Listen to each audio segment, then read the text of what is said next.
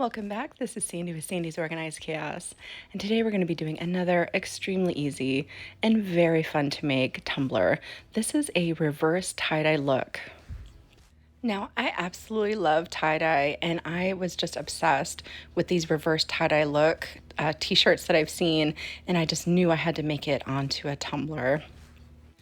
As always, I'll make sure to put everything that I use today down in the description box below so that you guys can shop those items if you would like to. If you're new to my channel, don't forget to hit that subscribe button. So let's wake up, prep those tumblers, and slay all day. Let's do this.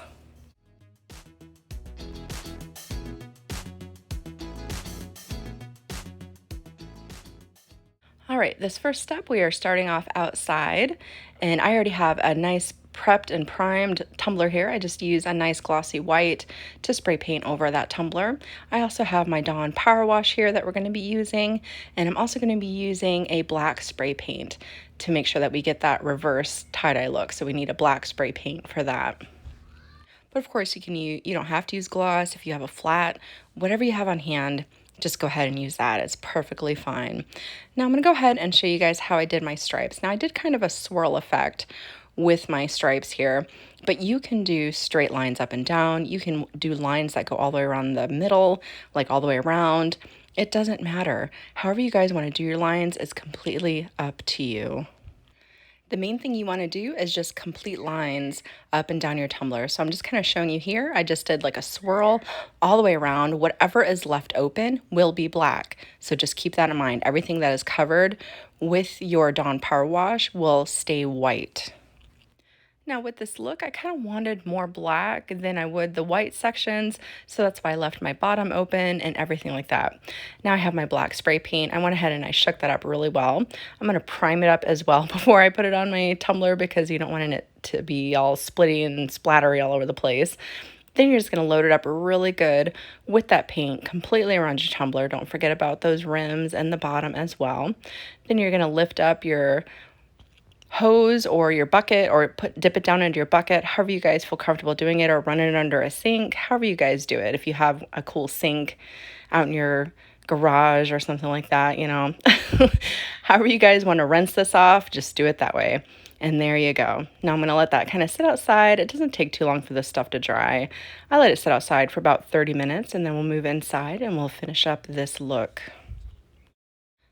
Now that we are back inside, I noticed that I need to clean up my rim or inside of the tumbler just a little bit. Some spray paint kind of dripped down in there. So I'm going to go ahead and clean up my rim with my rubbing alcohol, and then we'll be ready to move on to our alcohol inks there. Now, as you guys notice, I am not doing any type of glittering on this tumbler, but you could absolutely apply glitter to this. You could just do a white glitter base, make sure it's epoxied and nice and smooth for this process here, and then you'll be able to have a nice glittery base for this look. Now, I was going to add a little bit of glitter to the epoxy, but then Jeff seen it and really wanted it, so I decided to make it more of like a guy's cup or a non-glittered cup. But the inks that I'm going to be using today are an orange. I'm going to also be using a yellow. I'm going to be using this mermaid blue, and I'm going to be using a red crimson. And I'm also going to be using a purple. I added the purple kind of at the last second, so it was just a last minute thing. But those are the colors that I'm going to be doing today, almost like a rainbow. But of course, wherever your imagination takes you with this, whatever colors you decide to use, or however you decide to do your black stripes or anything like that, just let your imagination take you there. All right, so now we're just gonna simply apply our colors. This is almost kind of like how reverse tie-dye is, where you bleach out the white parts, or it turns kind of tan sometimes on the reverse tie-dye. And then they just take the coloring and just kind of do in between the black, and that's exactly the process that we're going to be doing on our tumbler. Now, I'm not using any type of fancy sponges or anything, but if you guys have your makeup sponges to dab your inks on, you can do that.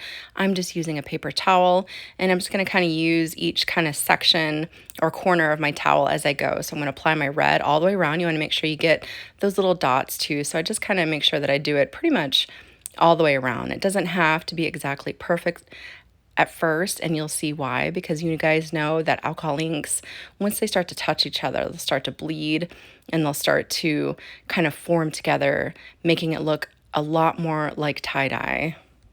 Now I'm going to be moving on to this orange color, and as you guys seen, I kind of flipped my paper towel around, giving it another clean spot so that way it was just orange on this spot and not red. And what I'm essentially doing is just taking that color and dabbing it down into the red to make it kind of bleed and just really melt together.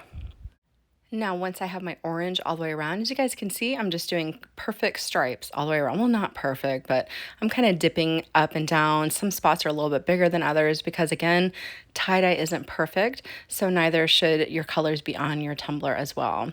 So now I'm doing the same thing with the yellow. I'm just kind of dripping it onto my tumbler, and I'm kind of catching it before it runs. And I'm just dabbing it around and making sure that it gets that nice faded look into the other colors. If I say it once, I'll say it again. There is no right or wrong when it comes to making art. Each one of these pieces are going to be completely unique. You might have more black on one than the other. You might have more yellow or orange on one than the other. It doesn't matter because it's going to end up absolutely beautiful in the end. I know you guys got this. Now I'm moving on to my blue, and I did a little bit more blue because the blue kind of turns a little bit green in the yellow, so it kind of almost gives us, our whole rainbow going here.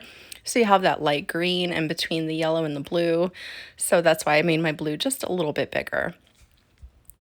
Now, after I'm done with my blue here, I'm going to move on to my purple. Now, I didn't want to do too much purple. I just did just a hint of purple around the rim there. I didn't want to do too much, but obviously if that purple is your favorite color, add a little bit more than that.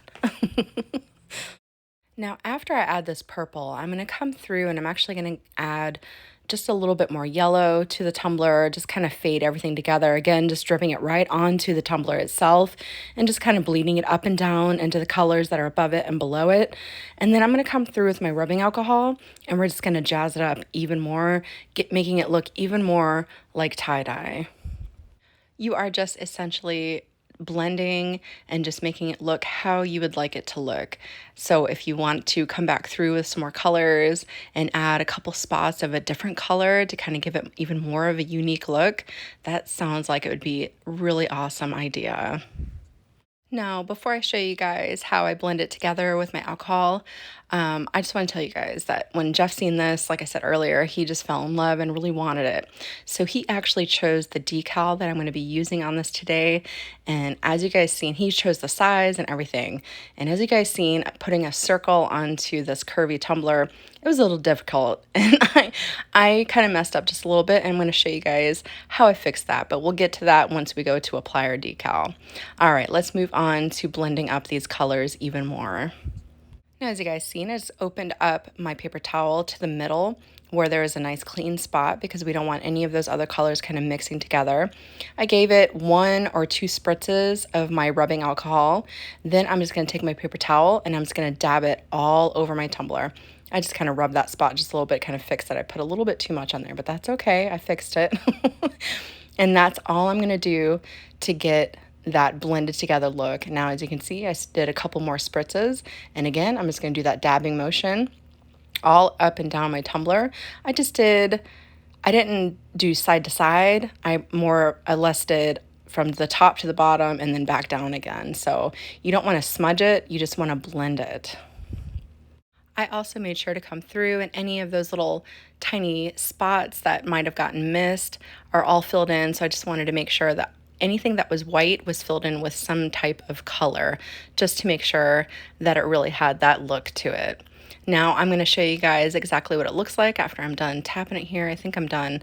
You really don't want to mess with it too much. It didn't take me too long. This probably took me about 20 minutes, if that. I mean, this whole look is just so quick and easy. It took me about a day to do this, especially with using my quick coat epoxy.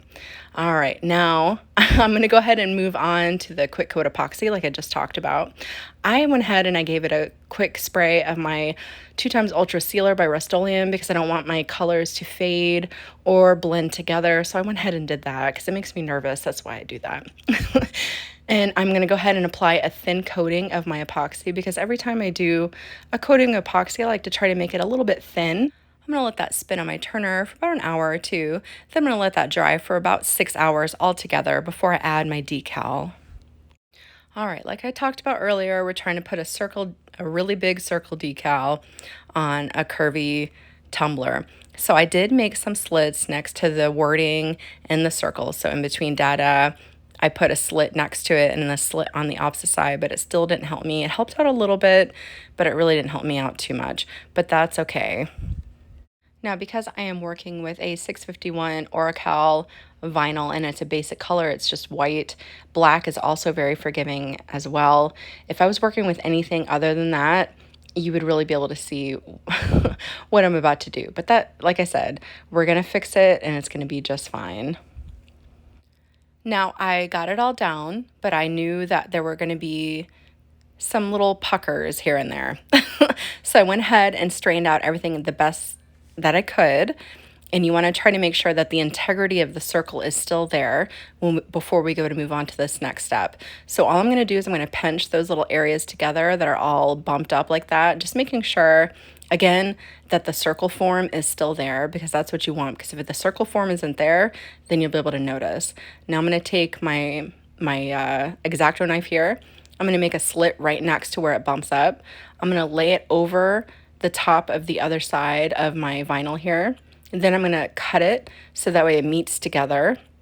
And I'll show you that here in a second. Here I'm doing the other side. I'm just going to cut it right next to where that bump is. I'm going to line it up really good. Then we're going to make these slits into it just like that. We're going to peel off that extra and we're going to just burnish it down really well. That's all you want to do. That's exactly how I fix these issues, and nobody would know the difference. Now, once you fix these little minor details, if you happen to use this decal, maybe don't use it so big. I don't know. Jeff wanted it that big. I'm just saying.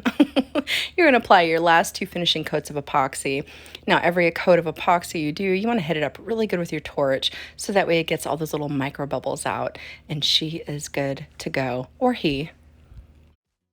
Whether you take this design and duplicate it as is, or you take it and let it inspire you to create something that is completely your own, I hope that you guys had a lot of fun watching this tutorial today.